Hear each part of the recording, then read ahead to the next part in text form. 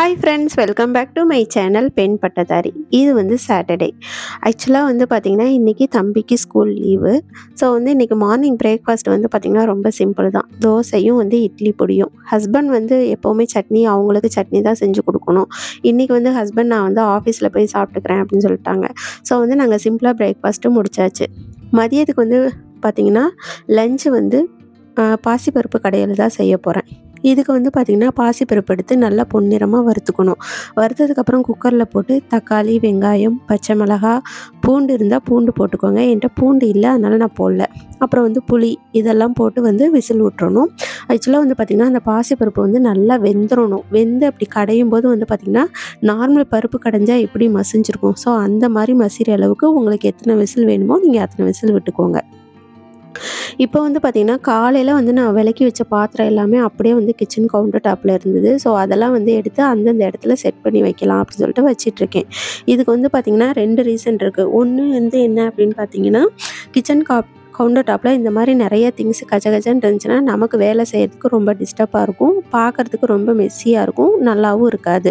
இன்னொன்று வந்து என்னென்னு பார்த்தீங்க அப்படின்னா வந்துட்டு, சின்ன கவுண்டர் டாப்பாக இருக்கிறவங்களுக்கு அதோட இது என்னன்றது தெரியும். நமக்கு வேலை பார்க்குறதுக்கு வந்து ரொம்ப வந்து இடைஞ்சலாக இருக்கும். ஸோ அதுதான். இப்போ வந்து அதெல்லாம் எடுத்து வச்சுட்டு நான் என்ன பண்ணுறேன்னு பார்த்தீங்கன்னா, அந்த விளக்குனப்போ அந்த தண்ணிலாம் இதாக இருக்கும் பார்த்தீங்களா, ஸோ அதெல்லாம் வந்து நல்லா கெட்டியான துணி வச்சு நல்லா அழுத்தி தொடச்சிக்க போகிறேன். அப்போனா தான் வந்துட்டு பார்த்திங்கன்னா சீக்கிரமாக வந்து அந்த ஈரம் வந்து காஞ்சிரும், பார்க்கவும் நல்லாயிருக்கும். ஸோ அதனால் வந்து எல்லாத்தையும் தொடச்சி முடிச்சுட்டு இப்போ வந்து பார்த்திங்க அப்படின்னா வந்துட்டு குக்கரில் வந்து விசில் வச்சு விட்ருக்கேன். அது வந்து இதாகிட்டுருக்கு, வெந்துட்டுருக்கு. அந்த கேப்பில் வந்து பார்த்திங்கன்னா எனக்கு வந்து ஒரு சின்னதாக ஒரு ஹேர் கேர் வந்து பண்ணிக்கலாம் அப்படின்னு சொல்லிட்டு ரெடி பண்ணிகிட்ருக்கேன். ஒன்றுமே கிடையாதுங்க, நம்ம எல்லார் வீட்லேயும் இருக்கிற ஒரு எக்கு தான் எடுத்திருக்கேன். அதோட ஒயிட் மட்டும் நான் வந்து ஃபில்ட்ரு பண்ணி எடுத்துக்க போகிறேன். இது வந்து பார்த்திங்க அப்படின்னா வந்துட்டு என்னோடய ஹேரோட ரூட்டில் வந்து நான் அப்ளை பண்ண போகிறேன். தம்பி வந்து பார்த்திங்க அப்படின்னா வந்துட்டு ட்ராயிங் பண்ணிகிட்ருக்காரு. ஸோ இதோட என்ன வந்து தீமுன்னு பார்த்திங்கன்னா ரோடு சேஃப்டி, அதுதான் வந்து தீமு. இது வந்து எதுக்குன்னு பார்த்திங்கன்னா அவங்களோட ஸ்கூல் காம்படிஷன் கிடையாது, என் ஹஸ்பண்டோட கம்பெனியில் வந்து காம்படிஷன் வச்சுருக்காங்க. அங்கே வேலை பார்க்குற குழந்தைங்களுக்கான காம்படிஷன். ஸோ அதனால் வந்து ஹஸ்பண்ட் வந்து இந்த தீம் சொல்லி ட்ராயிங் பண்ணி வைக்க சொல்லியிருக்காங்க. ஸோ அதனால் வந்து தம்பி வந்து ட்ராயிங் பண்ணிகிட்ருக்கான். ட்ராயிங் பண்ணி ஆல்மோஸ்ட்டு வந்து ஓவர் ஆயிடுச்சு. இதுதான் வந்து அவுட்புட்டு. பாருங்கள் எப்படி இருக்குன்றத மறக்காமல் கமெண்ட் பாக்ஸில் சொல்லுங்கள்.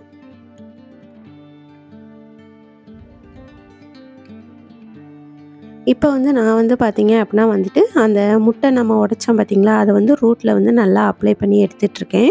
இதில் வந்து பார்த்திங்கன்னா ஒரு 2, 3 பெனிஃபிட் இருக்குது. மெயின் வந்து என்னென்னு பார்த்திங்கன்னா ஹேருக்கு வந்து நல்ல ப்ரோட்டீன்ஸு. பட் ப்ரோட்டீன் இருக்கிறதுனால என்னென்னு பார்த்திங்கன்னா ஹேர் க்ரோத் ஆகும், ஹேர் ஃபால் குறையும். அதுக்கப்புறம் வந்து பார்த்திங்க அப்படின்னா வந்துட்டு ஹேர் வந்து பார்த்திங்கன்னா நல்லா க்ளோவாக இருக்கும், ஷைனிங்காக இருக்கும். ஸோ இந்த மாதிரி 2, 3 பெனிஃபிட் இருக்குது. ஸோ அதனால் வந்துட்டு பார்த்திங்கன்னா நான் இதை வந்து நல்லா அப்ளை பண்ணிக்க போகிறேன்.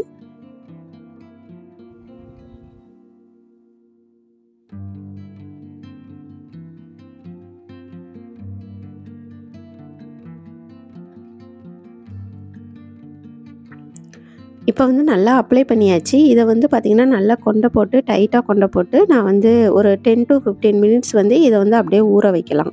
ஊற வச்சதுக்கப்புறம் நம்ம ஹேர் வாஷ் பண்ணிக்கலாம். இந்த ஊறிக்கிட்டு இருக்கிற இந்த கேப்பில் வந்து பார்த்திங்க அப்படின்னா வந்துட்டு நான் வந்து அரிசி வந்து சாப்பாட்டுக்கு ஊற வச்சிட்றேன். ஊற வச்சுட்டு இந்த பக்கம் வந்து பார்த்திங்கன்னா குக்கரில் விசில் வந்து விட்டு எடுத்தாச்சு. நல்லா வந்து பருப்பு வந்து பாசிப்பருப்பு நல்லா கடைஞ்சாச்சு. பாருங்கள் நல்லா வெந்து நல்லா மசியல் ஆயிடுச்சு.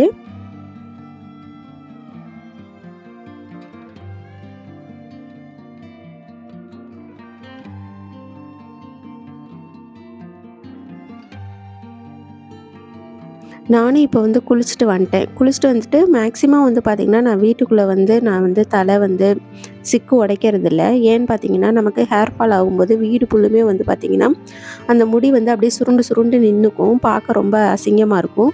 ஸோ அதனால் வந்துட்டு நான் பார்த்திங்கன்னா லைட்டாக வந்து தொடச்சிட்டு அப்படியே வந்து துண்டை வச்சு நான் வந்து சுற்றிட்டேன் நான். இப்போ வந்து பார்த்திங்கன்னா அந்த கடைஞ்சி வச்ச பருப்பு இருக்குது பார்த்திங்களா, பாசிப்பருப்பு, இப்போ அதை வந்து தாளிக்க போகிறேன். ரொம்ப சிம்பிள், நார்மலாக நம்ம தாளிக்கிற மாதிரி தான். எண்ணெய் ஊற்றிட்டு கடுகு, கருவேப்பிலை, அப்புறம் வந்து பார்த்திங்கன்னா தக்காளி, வெங்காயம், அப்புறம் வந்து வரமிளகாய் இருந்துச்சுன்னா வரமிளகாய் கிள்ளி போட்டுக்கோங்க. ஏன்னா வந்து வரமிளகாய் போடும்போது டேஸ்ட் கொஞ்சம் நல்லாயிருக்கும். இதுக்கு வந்து சாம்பார் பொடி போடணும். எனக்கு வந்து பார்த்திங்கன்னா டப்பால காலி ஆயிடுச்சு. சரி ஊர்லேருந்து அரைச்சிட்டு வந்த பாக்கெட் வந்து இருந்தது. ஸோ அத வந்து எடுத்து நம்ம ரீஃபில் பண்ணிக்கலாம். நான் வந்து நெறையா வந்து ரீஃபில் பண்ணுறது கிடையாது. அப்பப்போ கொஞ்சம் கொஞ்சம் வேணுங்கிற அளவு ஒரு 1/2 டப்பா அந்த அளவுக்கு வந்து நான் ரீஃபில் பண்ணி எடுத்து வச்சுக்குவேன். மீதி வந்து என்னன்னு பார்த்தீங்கன்னா, நான் வந்து ஃப்ரிட்ஜில தான் வச்சுறது. ஏன்னா, அங்க வைக்கும்போது வந்து பார்த்தீங்கன்னா, பொடி வந்து பூச்சி, வண்டு இந்த மாரி விழுகாது. புழு, வண்டு விழுகாது. ஏன்னா வந்துட்டு ரொம்ப நாளைக்கு வச்சுக்கணும். நம்ம வீட்லயும் வந்து பார்த்தீங்கன்னா, சன்லைட் அவ்வளவா கிடையாது. ஸோ, அதனால வந்து நான் ஃப்ரிட்ஜில வச்சுட்டேன்.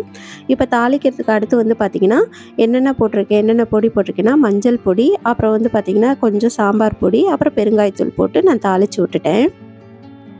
இப்போ வந்து ஃபைனலா கொஞ்சம் உப்பு போட்டுக்கலாம்.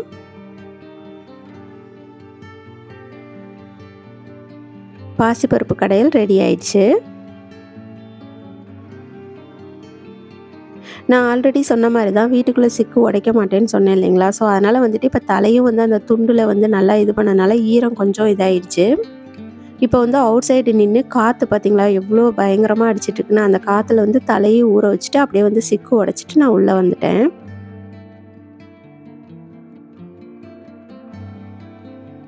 உங்களுக்கு முடி நெறையா கொட்டுது அப்படின்னா வந்துட்டு, நீங்க கீழ இருந்து தான் சிக்கு உடைச்சு மேல போணும். அப்படிங்கும்போது முடியும் வந்து நெறையா ஹேர் ஃபால் ஆகாது. சிக்கும் வந்து ஈஸியா எடுத்துறலாம்.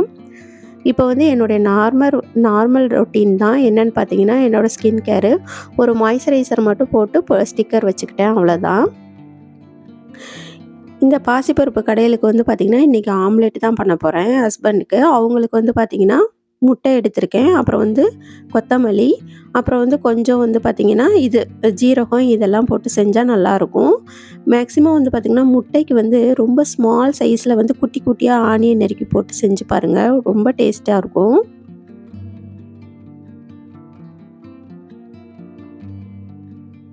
இதுக்கு நான் என்னென்ன போடுறேன்னு சொல்றேன். இதில வந்து பார்த்தீங்கன்னா, கொஞ்சம் ஜீரகம் போட்டிருக்கேன். அப்புறம் ஆனியனு, அப்புறம் வந்து பார்த்தீங்கன்னா, கொத்தமல்லி தழை, அம் சில்லி, கொஞ்சம் மஞ்சத்தூளு, சால்ட்டு இதெல்லாம் போட்டிருக்கேன். உங்ககிட்ட வந்து பெப்பர் பவுடர் இருந்துச்சுன்னா, பெப்பர் பவுடர் போட்டுக்கோங்க. என்ட்ட பெப்பர் பவுடர் இல்ல. அதனால நான் போடல. இப்போ வந்து நம்மளோட சிம்பிள் லஞ்ச் ரெடி ஆயிடுச்சு. பாசிப்பருப்பு கடையல், எக் ஆம்லெட்டு, அப்புறம் வந்து பார்த்திங்கன்னா, காரா பூந்தி இருந்துச்சு அதை போட்டுக்கிட்டேன். ஸோ இன்றைக்கி வந்து சிம்பிளாக தான் லஞ்ச் முடிஞ்சுது. ஈவினிங் வந்து ஒரு 4 மணியை போல் நான் டீ போட்டேன். என்னென்னு பார்த்தீங்கன்னா, மசாலா டீ போடலான்னு போட்டேன். பட்டை, அப்புறம் வந்து ஏலக்காய், கொஞ்சம் கிராம்பு போட்டிருந்தேன். உண்மையிலுமே ரொம்ப டேஸ்ட்டு சூப்பராக இருந்துச்சு.